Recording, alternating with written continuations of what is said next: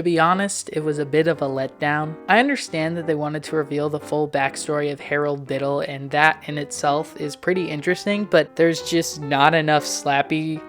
It needed more dummy stuff, but the Slappy stuff we got was pretty fun. That puppet spell thing was messed up. I legit thought that spell was going to force choke someone at the start because Disney, but yeah, puppet makes more sense. I like seeing Slappy bully children. I really liked Harold more than I thought he would. He is absolutely just the whitest boy ever created. Like, what the hell is grass? And I think the writers kind of understood how goofy this trope is and just took it to the extreme. Harold spends like 3 days with Slappy and is like, "What is thy bidding, my master?" It's so stupid and so much fun at the same time. Harold's just an icon. I very much enjoyed the little interludes from the modern kids just like having a brain. It was quite fun, and to me it gave commentary YouTube for some reason. And Justin Long, my god, Justin Long just fucking hams it up the entire time, and it's wonderful. Justin is perfect for horror and horror adjacent because he can just perfectly hit that, should I laugh or should I be terrified? And it's just so good. One thing that was just distasteful to me is that the parents were shown to have had good motives and also didn't kill or attempt to hurt Harold. However, the show overlooked that these children still did commit crimes. They still did in fact imprison the wooden messiah. How dare they commit such atrocity? Holy cow, that was my favorite episode. The chaotic energy of this episode was just amazing. Shaky cam and all. There were times where I felt like I was watching an Avengers movie somehow, and I mean that in the best way possible. People just straight up left conversations and confused everyone else, and guys, that's literally me. Thank you. I've realized that I have 100% stopped caring about this show's logic because honestly, it doesn't matter because I'm thoroughly enjoying this show. It's honestly even funny sometimes. Like, legit, how the f*** did Margot just magically know they were in the scrapbook? Or Brat just come up with, we're in Harold's mind. It doesn't matter. Justin Long is a damn legend. He did the finger wag. The finger wag! Him turning almost every topic of discussion into, we're all gonna die, was funny. He went all the way for the slapstick, and I loved it. Regardless of how it actually logics, the punching shit was great. Also, something I keep forgetting to mention is this show has a very good soundtrack. I like it. I loved a lot of random things about this episode. I love the way Harold texts all the kids' parents and says, spaghetti emoji. I loved how real Colin was in this episode. He straight up doesn't know how to be mean, and that's just lovely. He also starts to question his sanity at one point, which was very relatable. They do the screaming at each other trope, but immediately the kids start yelling, kill it, and it was redeemed. When the kids are trying to come up with an idea, they reference Dead Poets Society, Rudy, and then Dead Poets Society again, which is insane. James was sassy as hell this episode, and I literally didn't think he could get better. What the hell? At one point, Lucas, just as a throwaway line, says, I have some very negative memories associated with charades. And it was simultaneously funny and concerning. Lucas, are you okay? Elizabeth calls Bill Clinton Hillary's husband, and that's so real. Yeah, that episode was absolute gold.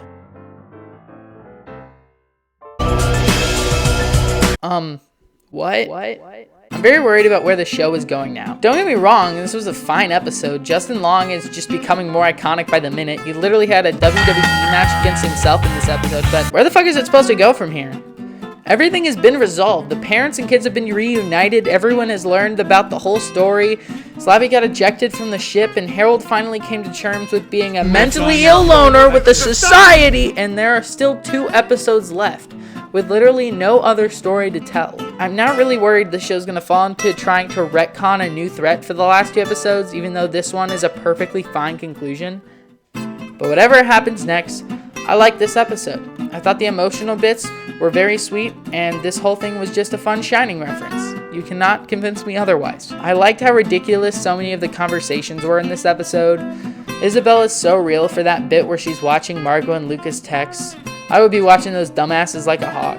And James's line about emotional edging was both funny and also like, best way I've ever heard a situationship summed up in a show Seriously, whoever's writing James is doing a really fucking good job. I liked the episode plenty, but the penultimate peril better live up to the hype.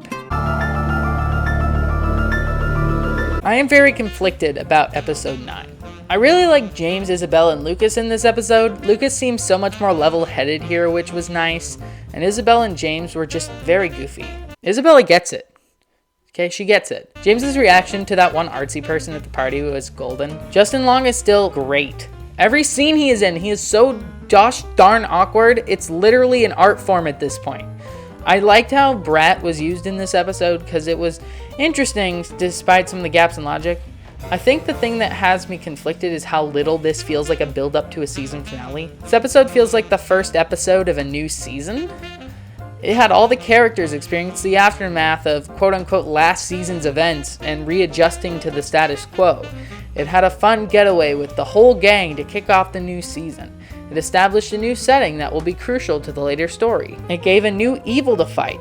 It is so odd the way this is inserted into the show, especially since some parts of it, like the plot line with Margot and Lucas, feel like moments that would be at the end of the season, except not the one we're watching. This weird lengthening of the plot for 2 more episodes doesn't do any favors because nothing in this episode was built up to at all. It genuinely feels like it was tacked on here at the end, which is disappointing with how well the rest of the show has fit together so far.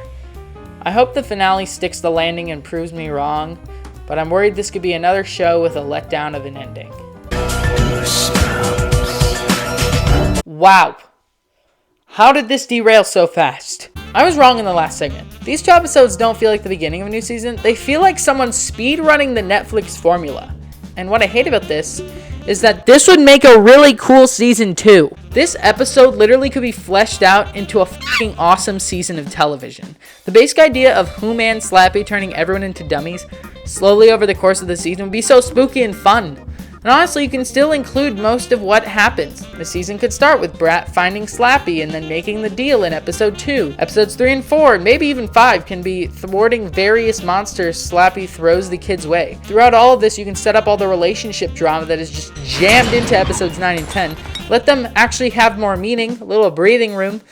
Episode 6 could be the road trip to Seattle. Episode 6 could be the road trip to Seattle where all of the shit hits the fan, both in the friend group and the town, where they'll come back for the final 2 episodes to save the day. All of these things that get rushed into existence for a new ending that feels so tacked on that there is really no other explanation.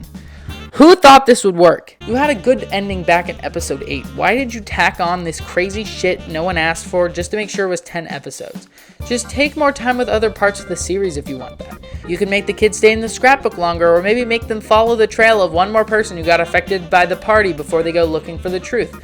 But don't just retcon a bunch of dumb shit to get your big crazy ending. I'm really pissed that a show I was really enjoying had to end like this. If they do a season 2, which I kind of hope they don't with how much they messed up the ending, please, for the love of Tamatoa, don't make it about these same characters in this same town.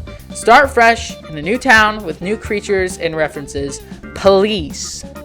Anyways, I'm pissed. Thanks for watching. Hi friends. People got angry at the Joker video, which honestly I knew was gonna happen. And I don't really care because a lot of your comments were really funny. Like, they were great. So yeah, like, comment mean shit under this video. It's great. It helps my channel.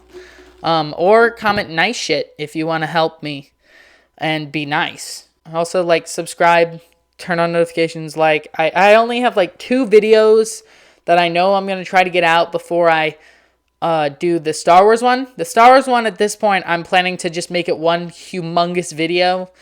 Like, at least an hour plus, but we'll see what happens. Thank you all so much for watching, and I'll see you next time.